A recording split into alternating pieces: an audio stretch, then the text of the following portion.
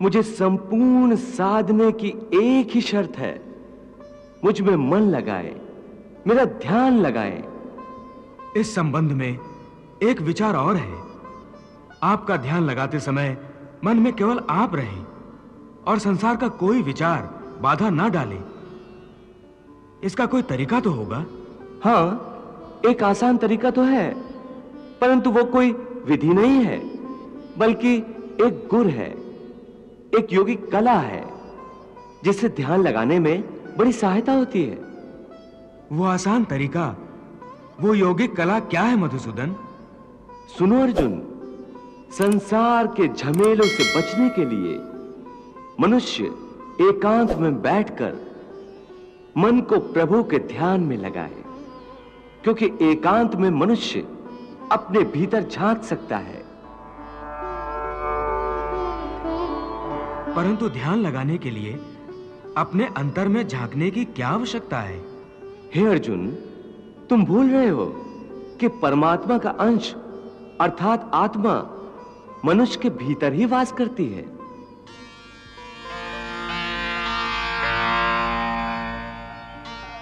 इसी आत्मा से संपर्क ही प्रभु से मिलन का पहला चरण है।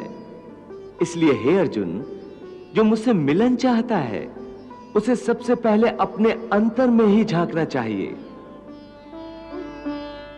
और यह तभी संभव हो सकता है जब मनुष्य का अपना शरीर उसके नियंत्रण में हो। यदि देह काबू में ना हो तो मनुष्य को ध्यान लगाने का उद्देश्य नहीं मिल पाएगा। हे योगेश्वर, ध्यान लगाने का अंतिम उद्देश्य क्या है? ध्यान योग का उद्देश्य परमात्मा से संपर्क करना होता है।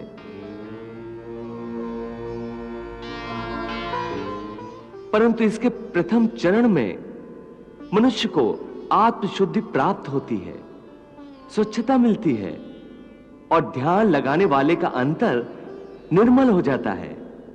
हे अर्जुन, जब तक मनुष्य अपने अंतर की शुद्धि नहीं कर लेता, परमात्मा से ना तो संपर्क कर सकता है और ना ही आत्मा परमात्मा में लीन हो सकती है। और यह भी समझ लो कि जब ध्यान लगाने का पहला उद्देश्य, क्योंकि अंतर शुद्धि है, इसलिए वो स्थान भी पवित्र होना चाहिए जहां ध्यान लगाया जाता है।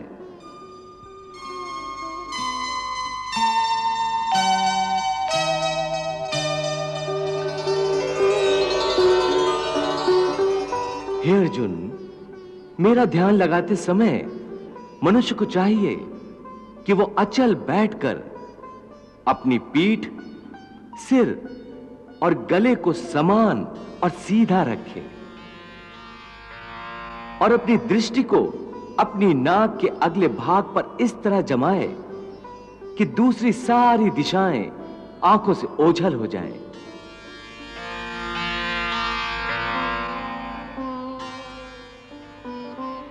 ऐसा करने से अपने आसपास के वातावरण से उसकी इंद्रियों का संपर्क टूट जाएगा और मनुष्य अपने अंतर में मन लगा सकेगा। हे पार्थ, समम काय शिरोग्रीवम धार्यन् न चलन स्थिरा संप्रेक्ष्य नासिकाग्रम स्वम दिशश्चान अवलोकयन्